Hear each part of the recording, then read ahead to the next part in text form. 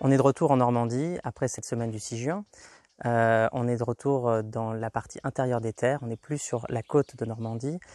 Pendant 3 jours, on va vous parler des civils dans la guerre, on va vous parler de l'impact que ça a eu sur les villes normandes, l'impact que ça a eu sur les familles. Aujourd'hui, nous allons commencer notre périple à Falaise, où il y a depuis quelques années un mémorial dédié aux civils dans la guerre. Demain, nous serons à Montormel, qui est un lieu important de la bataille de Normandie, la fameuse poche de Falaise. Et nous vous parlerons des troupes américaines, canadiennes, polonaises et allemandes qui étaient dans cette zone-là. Et puis nous finirons par lundi une cérémonie dédiée aux civils, organisée par la région Normandie. Et nous parlerons de Caen, nous parlerons de ce qui s'est passé là-bas avec un historien spécialisé sur l'histoire de la bataille de Normandie.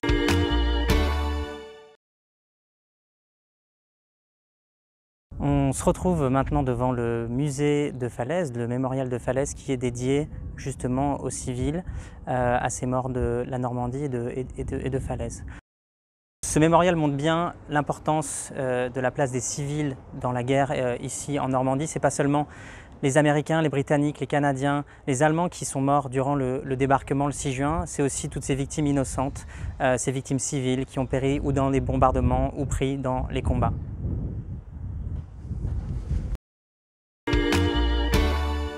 Let's say goodbye with a smile, dear, just for a while, dear, we must part. Don't let this parting upset you, I'll not forget you, sweetheart. Aujourd'hui, nous sommes au mémorial de Montormel, un musée sur l'histoire de la fin de la bataille de Normandie. Je suis avec le directeur Stéphane Jonot. Racontez-nous un petit peu l'importance de ce lieu dans la bataille de Normandie, la libération de la France. Les combats de la poche de Falaise-Chambois sont les derniers de Normandie. Symboliquement, c'est une bataille qui est importante parce qu'on y retrouve tous les alliés occidentaux réunis en un seul point. Vous avez les Américains, les Britanniques, les Canadiens, les Français de la 2e DB et les Polonais qui encerclent la totalité des composantes de l'armée allemande dans la plaine et qui vont les défaire en grande partie. Le 21 août, la bataille se termine. Le 25 août, Paris est libéré. Le 3 septembre, Bruxelles. Vous voyez, après, ça va très très vite. Donc c'est vraiment une bataille décisive. On est aussi ici dans un endroit qui est souvent qualifié de lieu de mémoire pour les Polonais.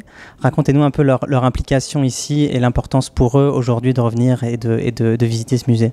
Alors, les Polonais, il n'y en a qu'une division en Normandie, ça fait à peu près 16 000 hommes, une division blindée qui est commandée par le général Maczek. Effectivement, ils ont un rôle tout à fait essentiel ici parce qu'il faut imaginer la poche de Falaise comme une espèce de bouteille. Eh bien, les Polonais, c'est le bouchon au sommet de la pas de la Pologne, mais de la bouteille. Les Polonais, en se plaçant sur la colline où est construit le mémorial, vont littéralement fermer la nasse et empêcher le repli des troupes allemandes. Quel est l'impact sur le long terme, sur la guerre et la suite de la guerre de cette bataille, et notamment le fait que beaucoup de soldats allemands aient pu s'échapper de cette poche? Alors, effectivement, c'est une bataille décisive, au moins pour la libération de la France, parce que ça va très vite. Comme je le disais, le 3 septembre, Bruxelles est libérée. Elle va susciter d'immenses espoirs du côté allié. Montgomery va lancer Market Garden, le parachutage derrière le Rhin, qui va, hélas, être un échec, mais c'était légitime. L'armée allemande sort, si elle n'est pas totalement brisée, elle sort en tous les cas profondément désorganisée de cette bataille. Et on pouvait imaginer que, effectivement, après cette bataille, ça pourrait aller très vite. Hélas, une partie des unités allemandes se sont repliées et par un coup de pas de chance, quand Montgomery fait dropper ses zones derrière le Rhin, il va tomber sur des unités qui venaient de sortir de la poche, qui étaient en cours de constitution et ça va mettre un point d'arrêt à l'accélération de la fin de la guerre. C'est une bataille décisive, vous l'avez dit, mais c'est aussi une bataille absolument meurtrière, un des épisodes les plus meurtriers de la libération de la France. Alors effectivement, c'est une bataille qui est vraiment horrible, avec des milliers de morts. On estime 10 000 Allemands tués. Alors c'est des chiffres qui sont toujours un sujet à caution, mais 10 000 Allemands tués, les chevaux, parce qu'on oublie souvent que l'armée allemande était en grande partie pas mobile, donc des chevaux, il y en a quasiment autant que les hommes qui ont été tués, des véhicules détruits, enfin tous les témoins témoignages reviennent sur une description apocalyptique. Hein. Le Eisenhower disait lui-même qu'une scène que seule Dante aurait pu décrire. Donc c'était vraiment l'enfer. Donc les civils, normalement dans la plaine il n'y a pas énormément de civils, mais il y en a beaucoup qui étaient venus se réfugier parce qu'a priori c'est pas un site stratégique. Et les civils pensaient être à l'abri. Beaucoup vont venir se réfugier. En plus un centre de transit pour les réfugiés entre autres du Calvados et de l'agglomération caennaise avait été créé. Donc énormément de civils vont transiter, beaucoup hélas vont se fixer. Vous avez une ferme à côté de Chambois où vous aviez 300 réfugiés, hein, et la ferme se trouve au milieu des combats. Donc pour les civils, effectivement, ça a été compliqué. Ils se sont retrouvés pris au milieu des tirs d'artillerie et des combats qui y avait entre les troupes alliées et les troupes allemandes. À la fin de la bataille, quel est le panorama? Qu'est-ce qu'on voit? Ce qu'on peut voir d'ici depuis le musée, toute la plaine. Qu'est-ce qu'on voit à la fin de cette bataille? Alors, on voit un paysage paradoxalement peu détruit, une campagne qui reste encore relativement en bon état, les 3/4 des bâtiments. Par contre, dans chaque champ, vous avez des cadavres d'hommes, de chevaux, des véhicules, du matériel dispersé, des tonnes de matériel dispersé, à tel point que les Alliés vont devoir, pour éviter une catastrophe sanitaire, enterrer les corps au bulldozer. Et vous nous disiez tout à l'heure que ça a pris des années avant qu'on revienne à un état normal, en tout cas d'avant la guerre. Alors, il faut 1 an déjà pour pouvoir enfouir tous les corps. Tous ne vont pas l'être, hein. Certains vont finir de se décomposer en surface. 10 ans après les combats, les gens du pays vous expliquent quand il faisait lourd, quand il faisait chaud, l'odeur continuait à planer sur le champ de bataille. La ferraille, il faudra 20 ans pour la décager. Et encore maintenant, à l'heure où je vous parle, régulièrement des corps de soldats allemands sont découverts sur le champ de bataille. Le dernier très proche d'ici, c'était en 2009 dans le fossé à la sortie du parking. Donc vous voyez, c'est encore quelque chose de présent, c'est pas du passé ici, hein.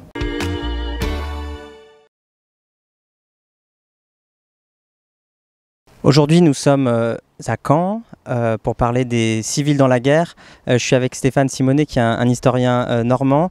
On est devant l'abbaye aux hommes, qui est l'hôtel de ville de Caen.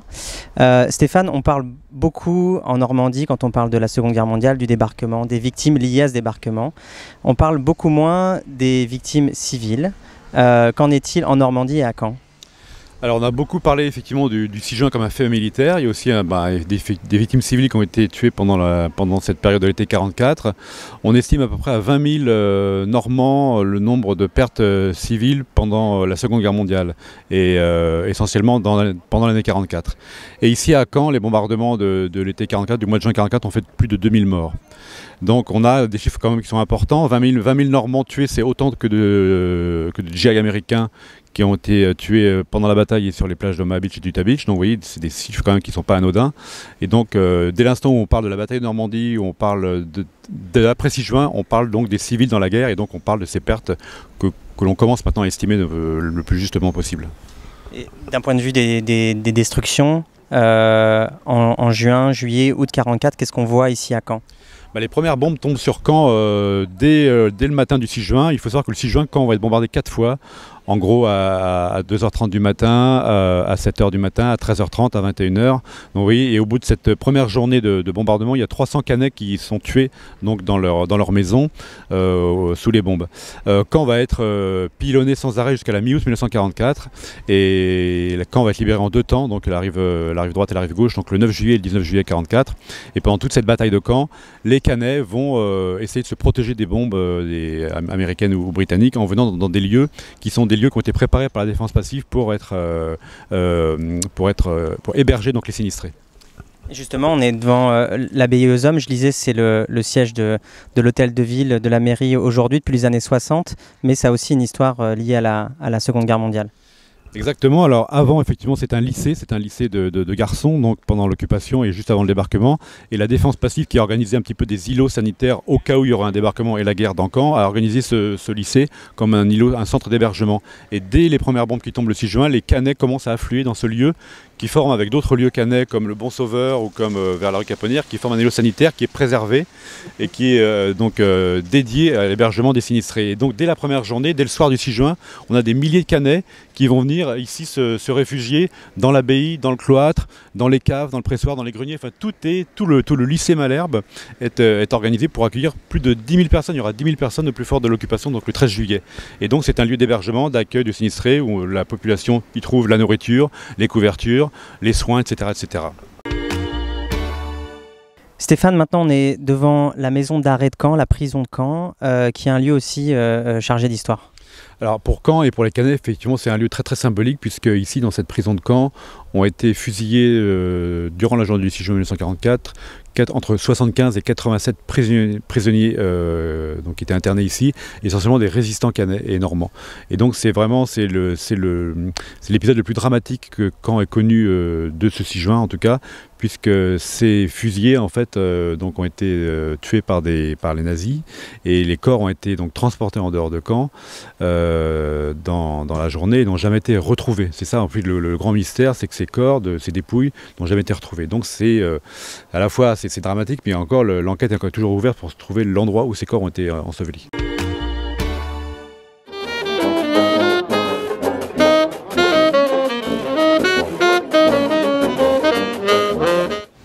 Bonjour à tous, nous sommes réunis aujourd'hui à Éperon pour rendre hommage aux victimes civiles et aux villages martyrs de la Seconde Guerre mondiale.